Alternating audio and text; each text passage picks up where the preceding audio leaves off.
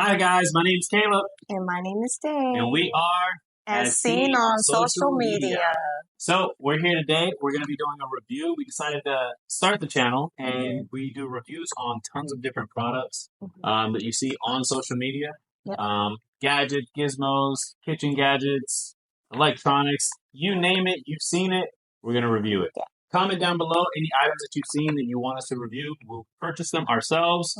We're not going to With take our own anything. money. Yes, we're not taking anything from any businesses. We're going to give you the truth, the pros, and the cons. Yeah. We're going to test the items. We're going to go through them, and we're going to let you know if they're good, if they're bad, if they're a flop, if they're the best thing on the market.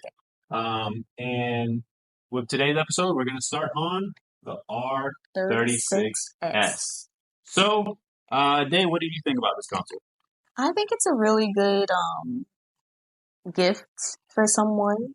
I think it has its pros and its cons. I really like it. My husband likes it. I like it. It's a pretty good gift. Yeah. I mean, if someone has a birthday coming up or Christmas or you're just trying to give them something quick or whatnot, you don't know what to get, this is definitely a good gift for it.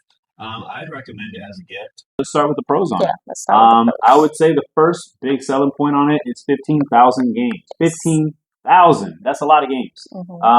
Not to mention as well, forgot to mention, that it's not only 15,000 games, but it is also, I think it's like 10 or 12 plus different emulators, different consoles on here. So you have Nintendo 64, you have PSP, you have PlayStation, Neo Geo, Game Gear, Dreamcast, Mega Drive, Nintendo DS, Game Boy Advance, Game Boy Color, Game Boys, Nintendo 64, Super Nintendo. I mean, like the list just goes on and on. Lots of consoles on here, lots of games. You have the infamous selling point on the back. You have triggers, R1s, R2s, L1s, L2s. You even have two thumbsticks on the front, and they toggle in and out, which is pretty impressive for a handheld game. I didn't think they'd be able to fit all of this in one. Yeah. Has an SD card on the side with all of the games preloaded. You don't have to download the games; they already come in it. It also has the charging port, audio jack, but then you have another spot here, which I haven't been hearing too much about, which is that it is multiplayer. Yeah. So you can link this console with that console and play, which is pretty impressive. Yeah. I mean, if I were advertising this, I would definitely advertise that. Yeah. 8-hour battery life, lithium-ion battery, and you can remove it.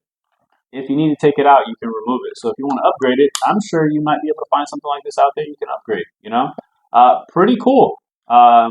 Lots of games, lots of fun, but is it being overhyped?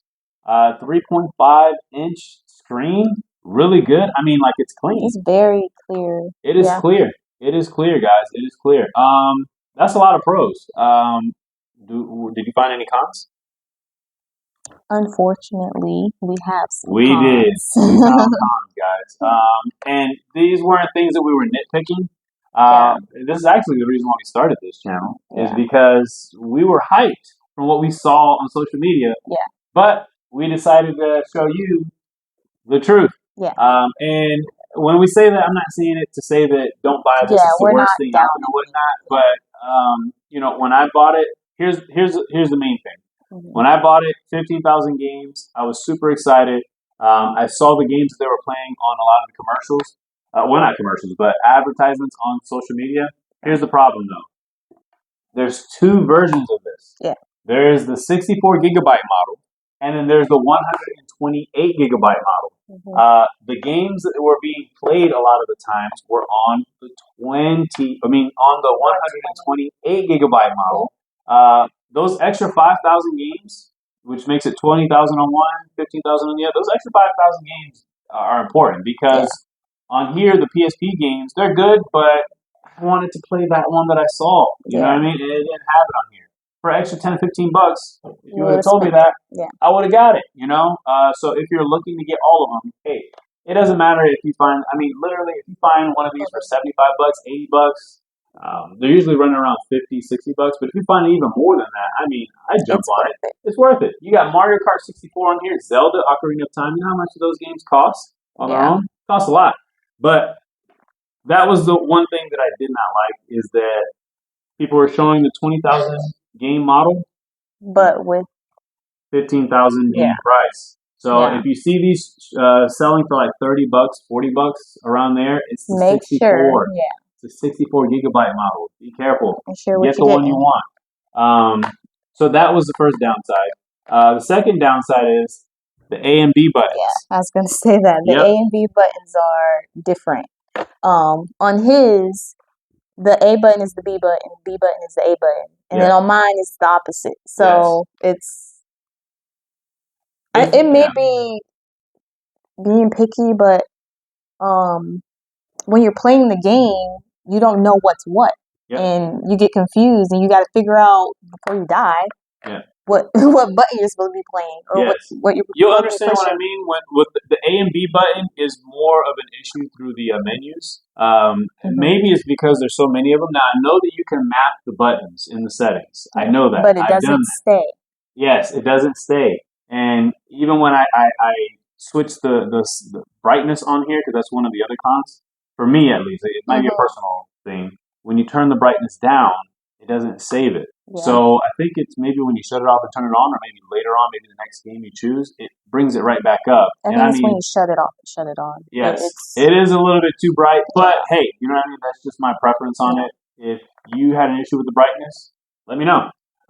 So that's a con, the brightness on it, the A/B button in the menus. But here's the other issue that I noticed is with all of the different consoles, Nintendo 64, just picture that controller in your hand.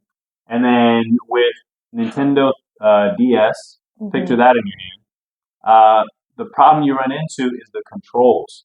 Nintendo 64 is definitely one of those that's a little bit weird on some games, not all of them. I would say weird, maybe different. Yeah, different. What I'm getting at is 007, for me, was unplayable. Primarily because you on a 64, you have one thumbstick and you have all of the yellow buttons to move or look around, where you can't do that. There's no yellow buttons. The moving and looking is all one button, which makes it kind of weird. And it isn't double thumbsticks neither. So that was a little bit weird there. But and there's no way to map the buttons as well, at least from what I looked through. I couldn't remap anything, so that didn't work. But yeah, my hands are a little bit big, so the other issue I had, which is a preference, on Mario Kart or some of the other games, when you have to press this L2 button here, or the R2, it feels a little weird because the analogs are a little bit too low.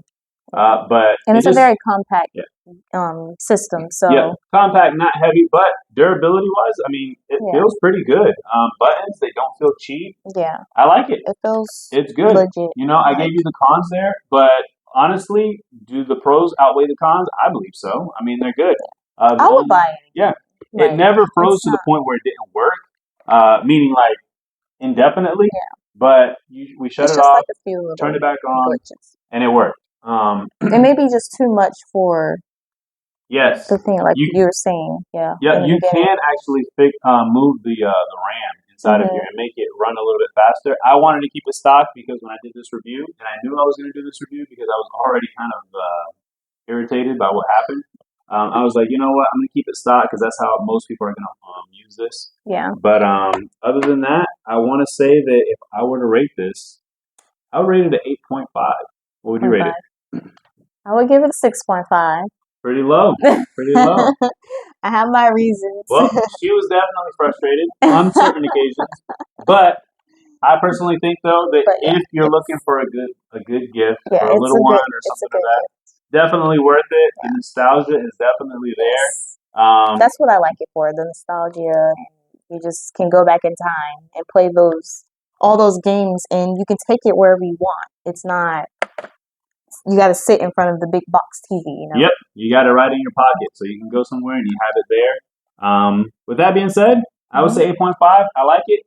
If you want it, you can check it on our website on asseenonsocialmedia.com with a dash in the middle. It'll be down below, or message down below, and we'll send you the link, actually. That way you can check it out there. All right? Well, the next review that we have coming up, stay tuned. Let us know what you want us to review, and we'll get to you on the next episode of As Seen on Social Media. See you guys. See you guys. Bye.